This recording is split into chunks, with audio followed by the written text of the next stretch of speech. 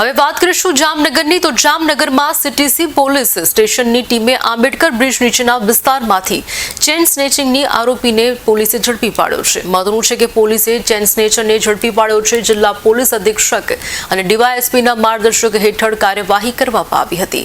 ગોરસ અમરસિંહ ધાધલ, રાજકુમાર અશોકભાઈ કોડી અને ધરમપાલ કિશોરભાઈ વઢિયાર નામના આરોપીની પોલીસે ધરપકડ કરી છે। પોલીસે આરોપીઓ પાસેથી સોનાની ચેન અને બાઇક જપ્ત કર્યું હતું। કુલ 1.35 લાખ મુદ્દા માલ જપ્ત કરવામાં આવ્યા છે। જામનગરમાં સીટીસી ડિવિઝન પોલીસ સ્ટેશન વિસ્તારમાં એક અનડિટેક્ટ ચીલઝડપનો બનાવ બનેલો હતો, જે બાબતે સીટીસી ડિવિઝન પોલીસ સ્ટેશન વિસ્તારમાં એક ગુનો દાખલ થયેલો છે, જેમાં બીએનએસ કલમ 304(2) અને 54 મુજબ ગુના રજિસ્ટર નંબર 617/25 નામે ગુનો દાખલ થયેલો હતો।